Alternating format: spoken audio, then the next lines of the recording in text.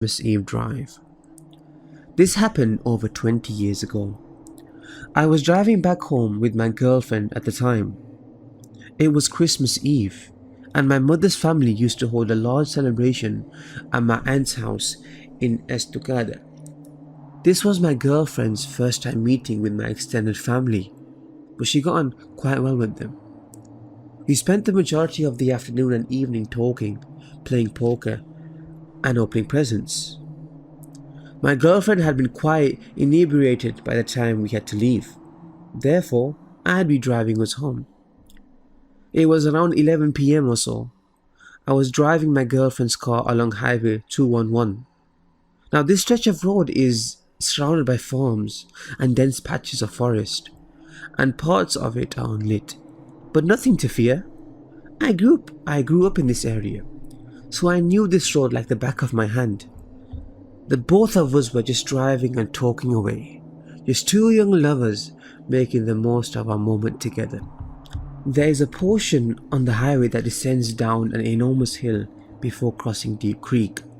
Surrounding both sides of the road are thick forests. There are no lights.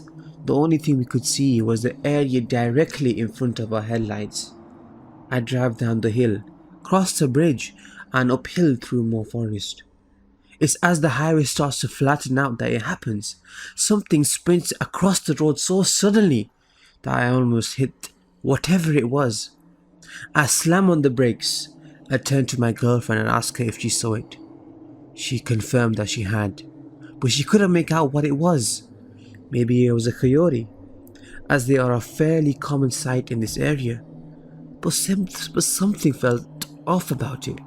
Whatever it was that ran in front of our car disappeared into the woods next to the road. Coyotes don't usually just dart out in front of cars.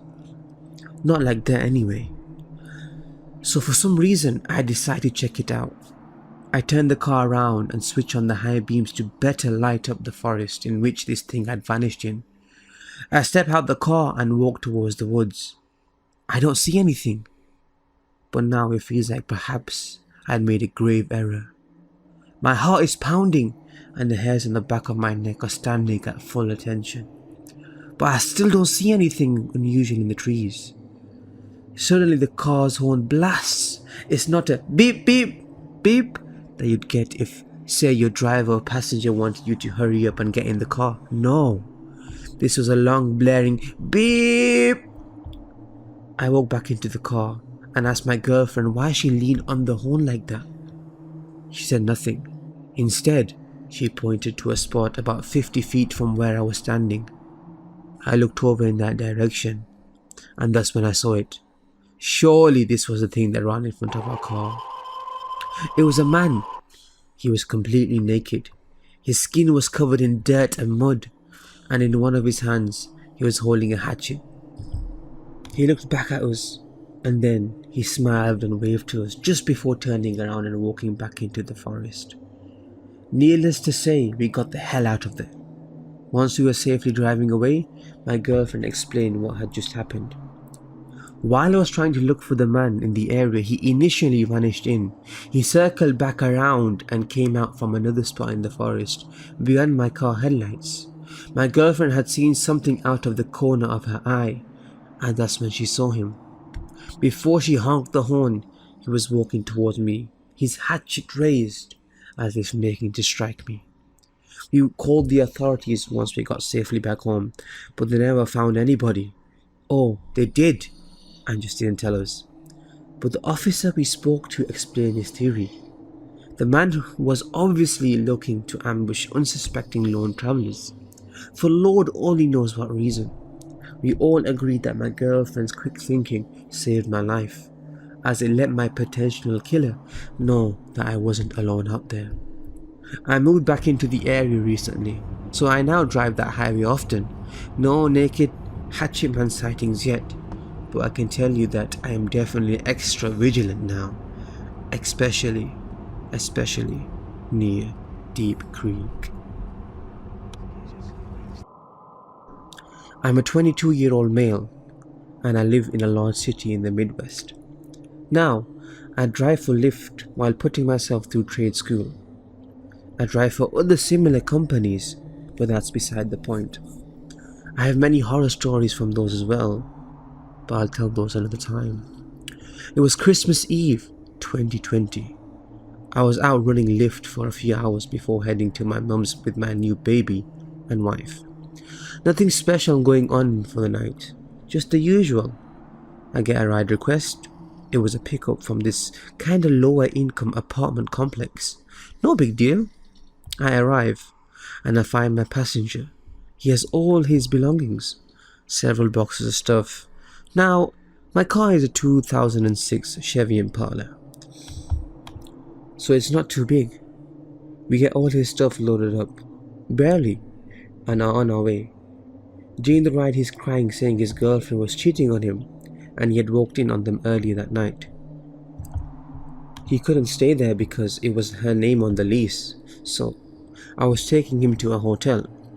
Now, in my city we have a street that is well known for having vices. Hookers, drugs, gangs, weapons and shady motels. The works. We get to the motel.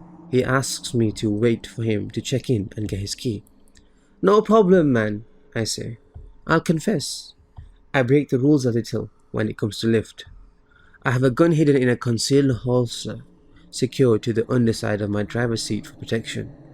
Reason being, driving Lyft and other contract apps, I have had knives and guns pulled on me, as well as people have tried to fight me, rob me, and all kinds of other things. But, like I said, another time. The motel was on that street I mentioned before. Homeless people were everywhere. There was a dude on the far corner of the complex that still had a needle in his arm, passed out against the building. And I'm a big fan of true crime and horror narration, so I'm on edge. He gets his key. The whole motel is ground level, so to help the guy out, I drive to his door. As I mentioned before, he had a lot of stuff, so I started to help him unload his stuff. Which on my second trip getting stuff, I saw a guy come out of a room just to the south of my car, followed by two ladies. They came up. That's when I saw the guy raise a freaking shotgun up out of his long coat and storm into the room. The two ladies followed him, slamming the door behind them. Following, I heard a lot of yelling and shouting. I was just waiting for shots to ring out. Out of nowhere, my passenger came up behind me. I can take this, man. Go ahead and take off. Have a Merry Christmas. And he gave me a cash tip. I didn't even notice he took the boxes out of my hands and slid a $5 in my pocket. I was frozen. I knew what may have been going down in that room. I had to leave, or at least get to where I could get my gun. I know the guy and both ladies saw me, and I know they knew I saw the gun. I have to get out of there. You know, no witnesses. I got in my car and sped away quickly. I got a block or so away and called the cops. I give them every detail. After I got off the phone with the police, I signed out a lift. I haven't made much money, but it was done. I got a call later that night. The cops investigated. They never found the gunman or the woman. They never answered the door I saw them come out of. And the occupants of the room they went into said nothing had happened and that I was full of crap. Well, I know what I saw. So to the gunman I saw with the shotgun, who I'm sure was making a statement to someone about a debt, let's not meet again. So when I was 7, 8ish, my parents took me to a Christmas market that had tons of activities for kids. I didn't know this at the time, but my parents were fighting and thus preoccupied and just mostly left me on my own. The way it worked was you bought some vouchers at the door and could then go inside and use one voucher for one activity. There was stuff like baking cookies, painting stuff, wood burning for older kids, etc. It was pretty fantastic. Some of the stuff had queues if there was a lot of interest. Now, I had gotten about 10 vouchers. An activity is about 15 minutes, and my parents were in a cafe in the building but well out of sight. since it was an area you could only get into if you accompanied a kid or were a kid. I guess they felt safe leaving me alone. This was allowed, but not encouraged. Anyway, I was queuing for my favorite activity there, the fabric painting section, where you got a piece of linen and could draw Christmas patterns and stuff on it. It was already my third time, but whatever, right? I had to queue, and when I was about halfway to the entrance, someone grabbed my arm. I panicked immediately because my parents would never have touched me like that, and I knew nobody else there.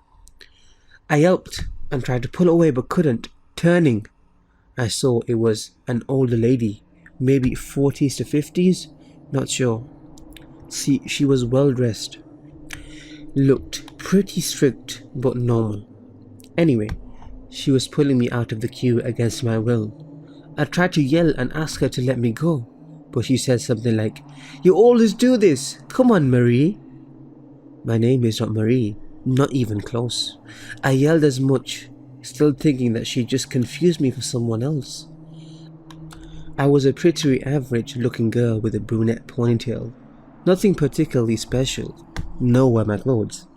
She looked down at me again, scoffed, and told me to stop throwing a tantrum and that we were going home. It was at that exact moment I realized if I didn't escape, she would take me away. So, I just basically opened my mouth and screamed at the top of my lungs. Not words, just a screech. Before that, I'd mostly asked to be released. Loud but not full on screaming. I was a polite kid. She paused mid-step because clearly I startled her, but she didn't let go yet. So I just screamed about the only thing I could really make sense of. "My name is Sam."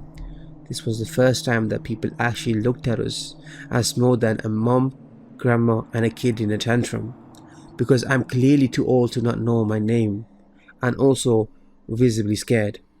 I was still trying to pull away, but she had a grip on my forearm like a vice. I made eye contact with the first random person I saw looking over, a guy, early 30s I guess, definitely younger than her. I just pled for him to help me, and he actually came over at that point. We were in sight of the exit. She dragged me quite far, and I guess at that point she decided it was too much of a hassle and let me go. Since I'd been fighting her, I immediately slammed into the ground, which actually promoted more people to step up to me to help. I was sobbing, and as soon as I could get to my feet, ran the other way to my parents. I must have barreled into 10 plus people and kids on the way to where I knew my parents were. It was a cafe like I said, and they were in the middle. My mum had super recognizable fake red hair, so even sobbing I could see her easily. I banged into a table, knocked stuff off and just threw myself at my mother. I was in no state to explain, and she was both mad at me for making a scene and really effing worried because I was not the type to cause a disturbance, pretty much ever. I wanted to explain but couldn't. There was a bit of a commotion around, with people being nosy, but as I calmed down, I realized that the guy had begged for help but explained to my parents what had happened. I hadn't even noticed him come with me, but I kind of tuned in when he kept asking if my grandma was here or something, and if I could have known her. Obviously my mother confirmed that was not the case, and asked if what he told her was right.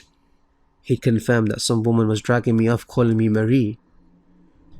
My parents, the guy, his son who was a fair few years older than me, maybe 15 or so, went with me to security where I tried and failed to describe the lady. The guy had a much better description of her, but she was obviously long gone. I think they called police, but I never spoke to any cops that I can remember. I felt really awkward and sorry that I ruined the other kid's day, so I gave him the rest of my vouchers so he could do more stuff if he wanted. He was really nice and gave me a pack of the cookies he begged to eat while the adults were talking. I don't remember any of their names or anything, but I remember how grateful I was to the kid, more so than his dad even. It just really comforted me that I had another kid around who was nice. Anyway, my parents took me home ASAP, of course, and we never went to that place again.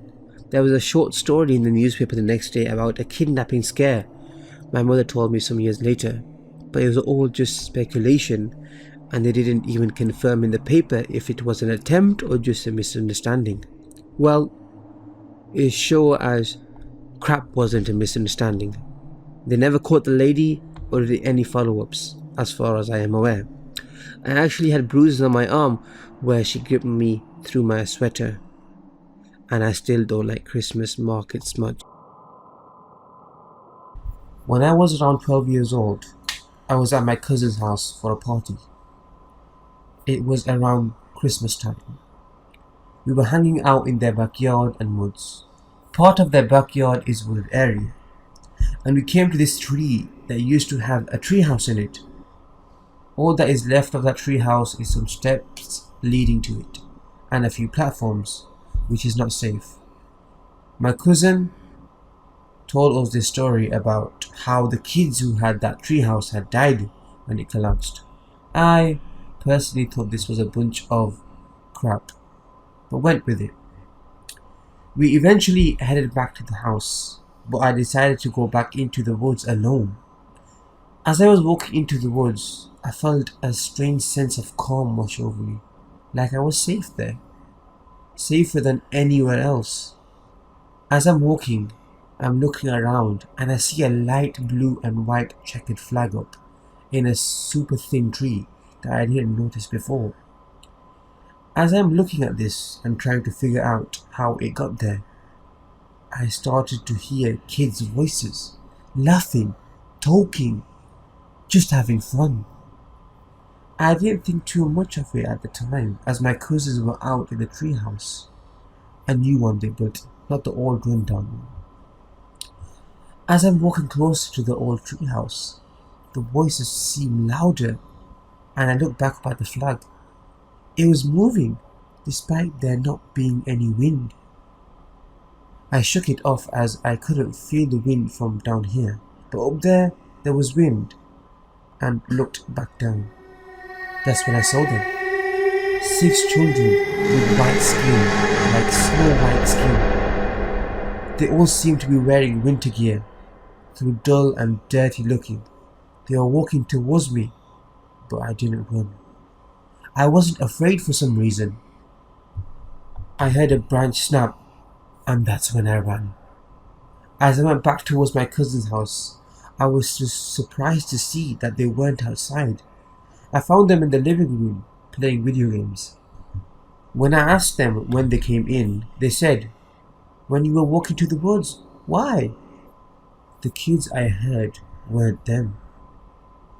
I still don't know to this day who those kids were. They weren't other neighbor kids, as none of them lived close to my cousins. Were they a figment of my imagination? Whatever it was, it's one of the reasons I now believe. One of the scariest moments in my life came from something I cannot explain. It's something I think about every time I drive down that road, and it's something I continue trying to figure out. That day, hard to believe, but it was almost 11 years ago.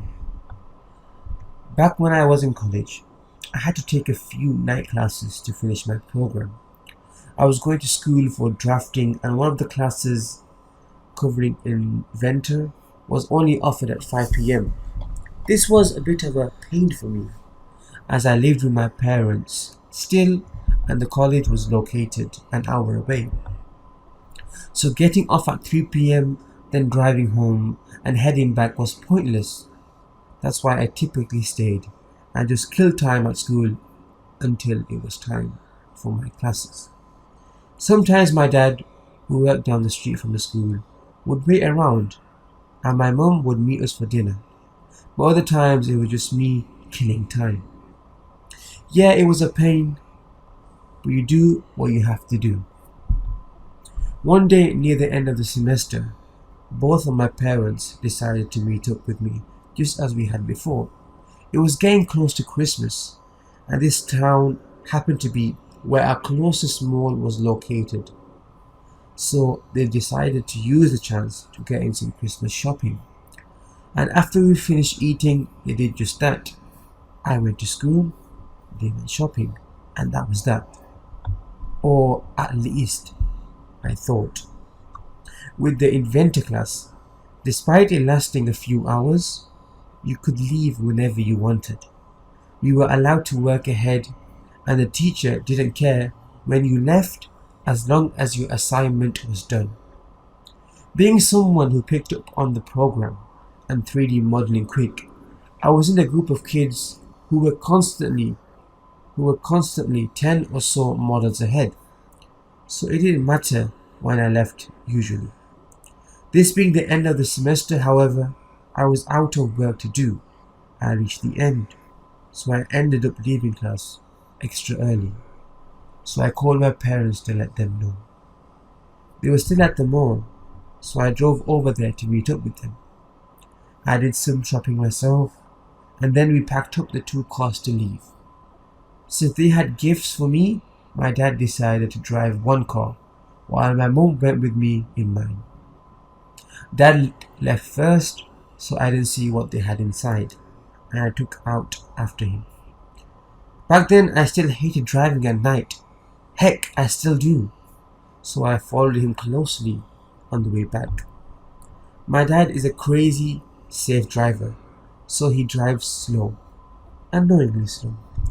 So it took longer following him, but it was okay.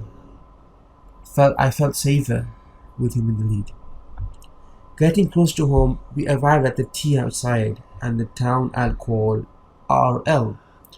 My dad was at the stop sign, ready to turn left, but a car was coming. So my dad, being an extra safe driver, he proceeded to peel out and cut the guy off. Now, RL isn't the safest town around, and when the guy slammed on his brakes and stopped in the road, I was scared. This is where people would get shot, and the guy stopping terrified me. I sat at the stop sign myself and had no idea what to do. Do I go? Do I wait? What is this crazy guy going to do? I sat there for a few minutes freaked out before my mum finally said, "Just go." So I did, and the whole time I kept my eyes on the grey car as I slowly pulled out and passed them. "They are gone!" My mum screaming shocked me, and I remember saying, "What are you talking about?" As I too realized the car I was passing was not there. In fact, another car then passed through where the first car was sitting. The car was gone. Where I was looking now, the space was empty. Later, when I got home, we asked my dad about it, and he was confused. He wouldn't answer a cell phone while driving. According to him, there was never a car.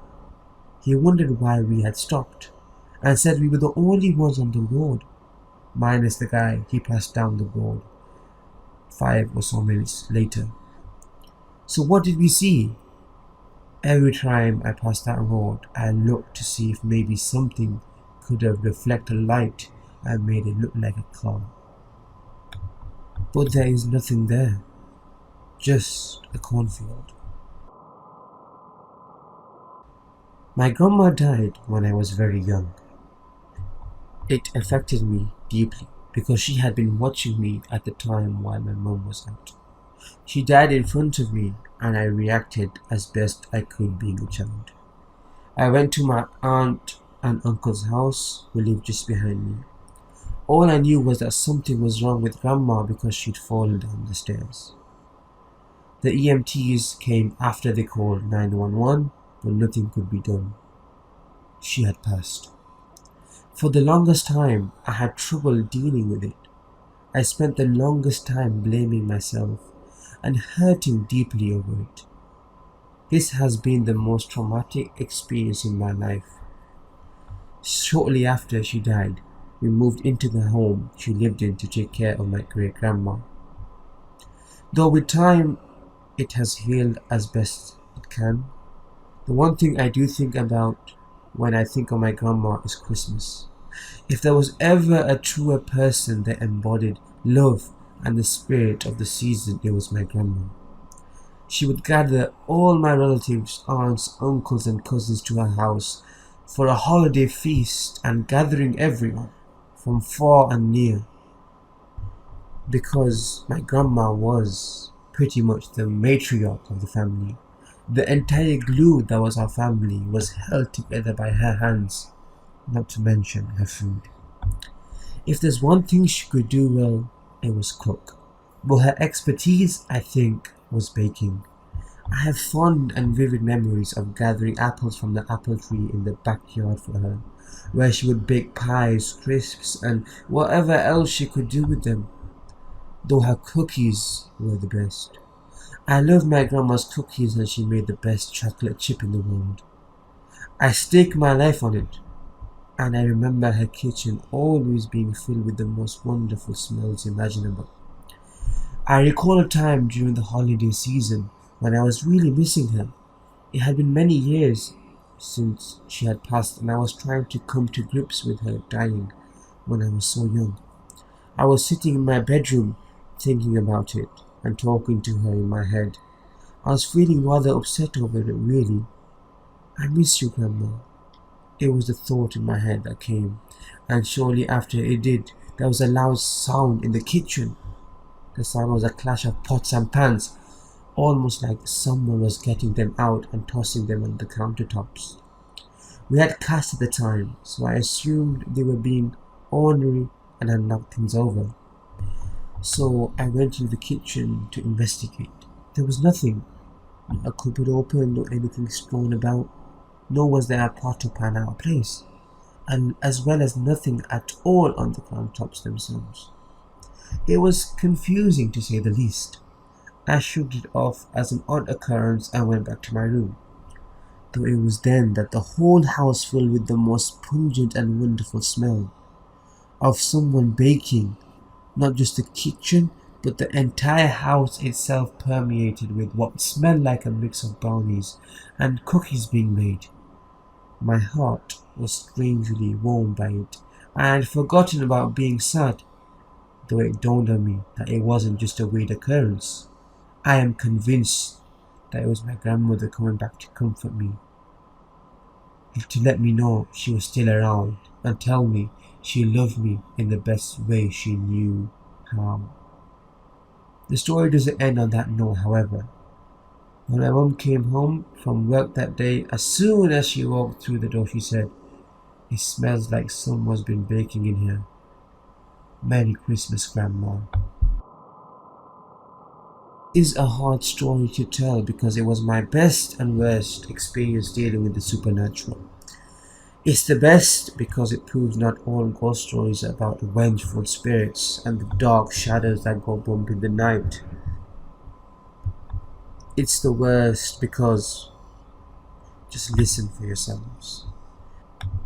It was a week before the first Christmas after my grandpa died, and I had stayed the night at my grandma's after we'd gone Christmas shopping the day before. My grandma was still taking it hard, and I had been trying to help cheer her up. We had just gone out to do some more shopping for gifts, boxes, and paper, the usual wrapping stuff. Then we went to McDonald's to grab some takeout for lunch. When we got back, we ate lunch and watched Christmas movies in the living room till my mum got there to pick me up. I guess all that shopping wore her out, because halfway through the movie, we were watching my grandma fall asleep. As I was sitting there, I started to think about my grandpa. We were always really close, and his passing really hit me hard, and I was trying to not show it around my grandma. I was missing him a lot, and I didn't actually want to stay over at my grandma's house as much as I used to, because being there brought up all the memories of him, and it made me miss him more.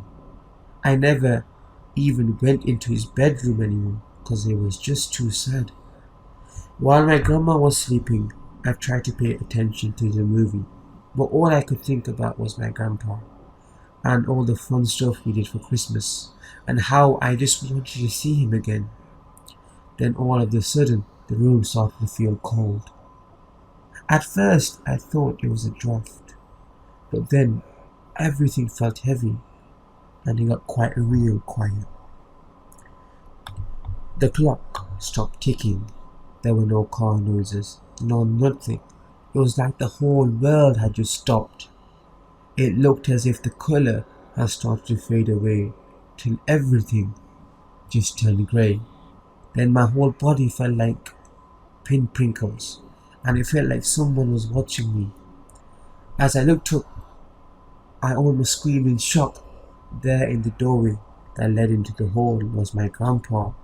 He was just standing there, smiling at me, wearing his favorite cream color, brown pinstripe shirt sleeve button-up shirt, blue jeans, brown belt, white socks, brown loafers, and brown glasses.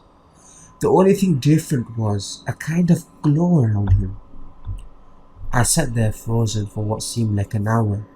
Then I started to stand up.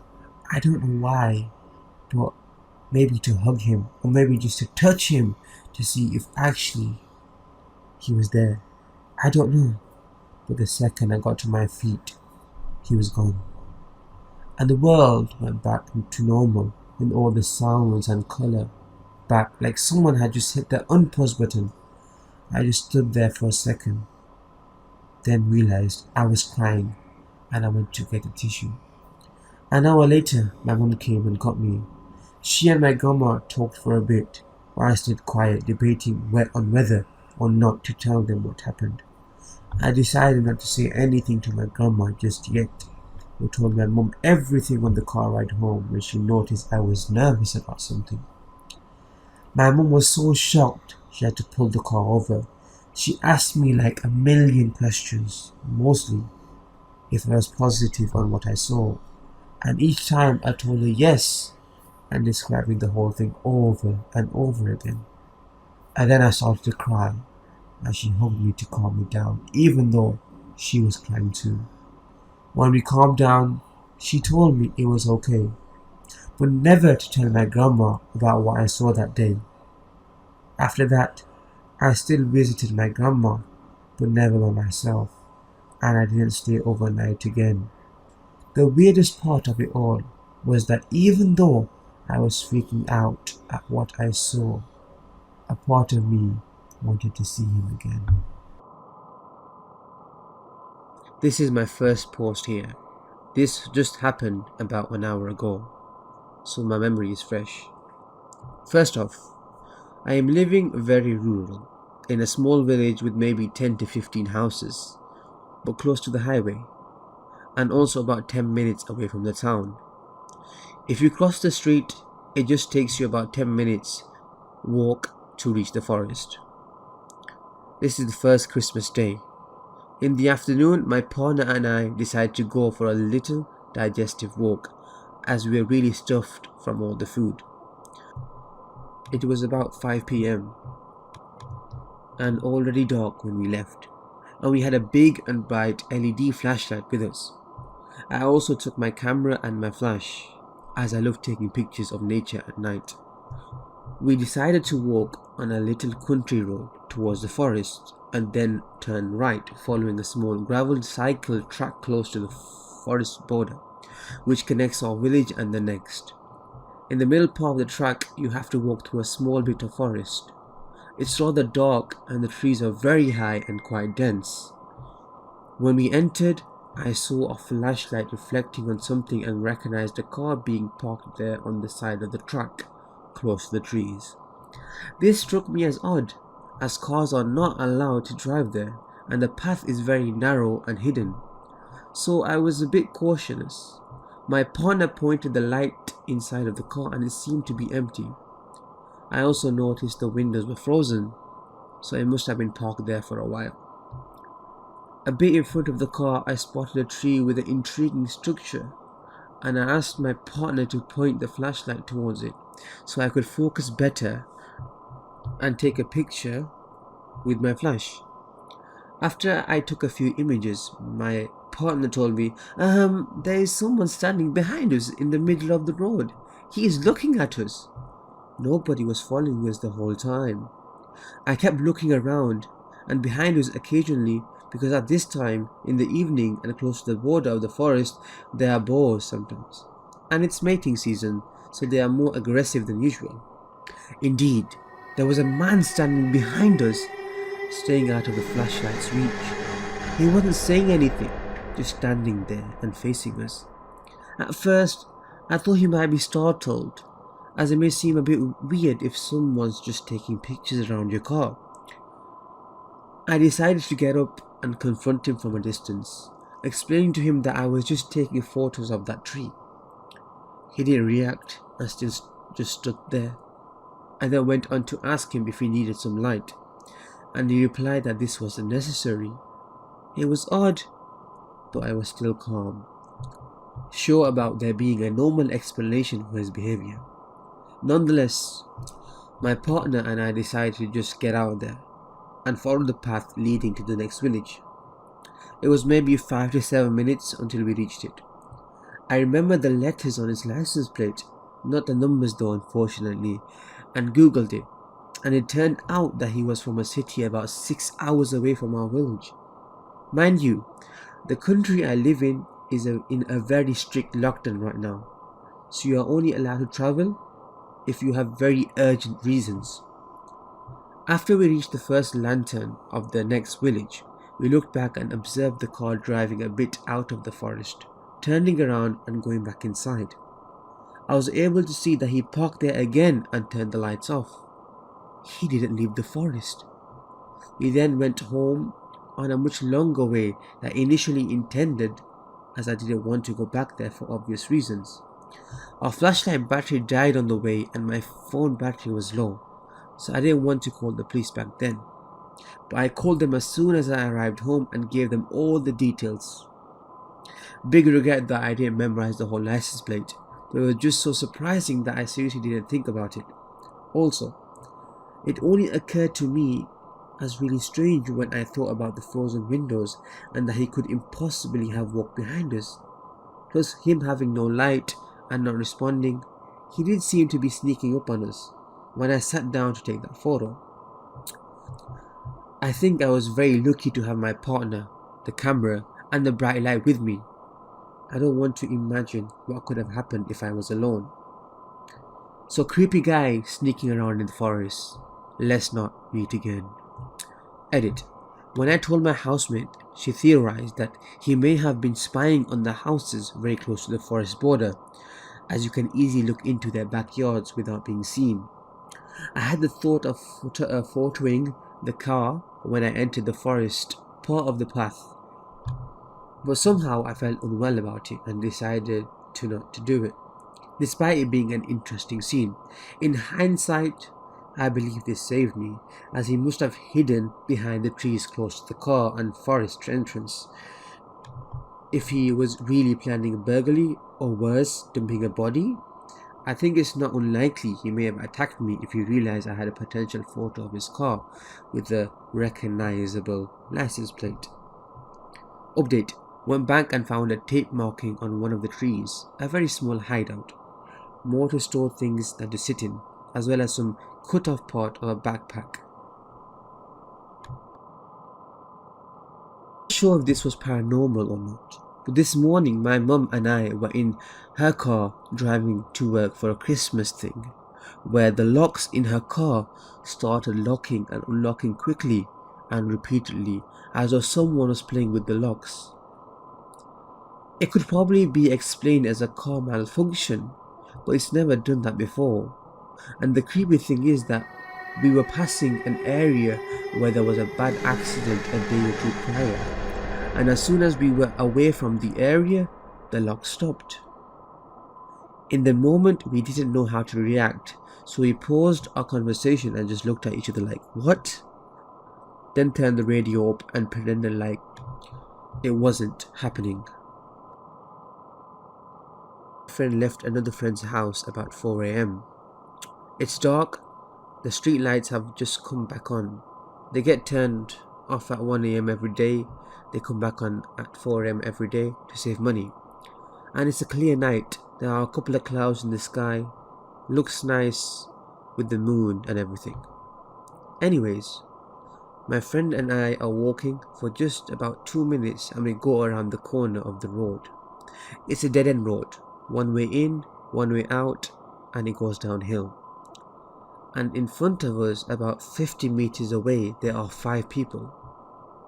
2 children, and what looks like their parents and an elderly woman. It's a bit odd.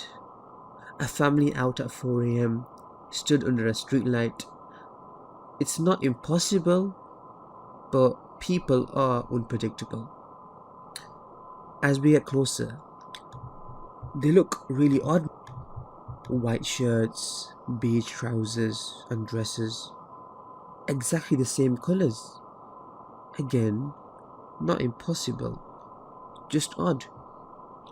As we get closer, across the road from them now, and you can see how daunting they look. They have black rings around their eyes. They don't look healthy, sunken faces. It's quite creepy now, but even creepier when they just stare, eyes following the whole way.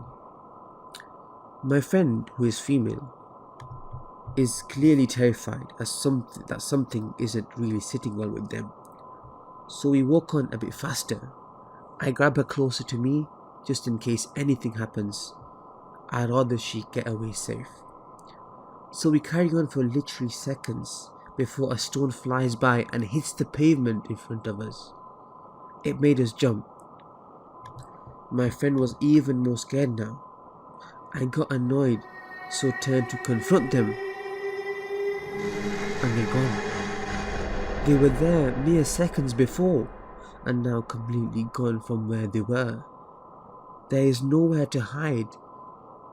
No other ways out of that road. They'd have to run past us to get away. We started running down the road, away from where they were. My friend is crying. I'm getting tense. I hate darkness, and honestly, I was so scared. So I tell her to hold on to me and stay close, and we move as fast as we can further down the road. The road itself takes about 10 minutes to walk down. We are probably 6 minutes in and looking behind us constantly. We get to the end of the road, turn around again, and nothing. And the lights turn off only for about 20 seconds, and we are now submerged in darkness. We cannot see much, but we see at the end of the road a bus stop. And at that bus stop, we see 5 people. 2 children, their parents, and the elderly lady. Just standing there, staring. We have nowhere else to go now. I tried calling my friends to see if they were awake, but their phones were dead, so I couldn't contact anyone. My friend was still scared, and so was I, but I started to get angry, so I marched towards them to ask them what are they playing at. The lights turn back on, which makes me jump. I look around me, I grab my friend, and I head towards them, but they are gone. I still have their faces and clothing all imprinted in my mind. This was Christmas Day morning, so 4 a.m. Christmas Day. My friend doesn't understand what happened, and I for sure don't. We've tried to talk to friends about it, but they think the darkness tricked our minds. It's something I can't stop thinking about, and I dream about it. More nightmares, and I can barely sleep since. Any suggestions? It sounds crazy, but I don't care. This happened.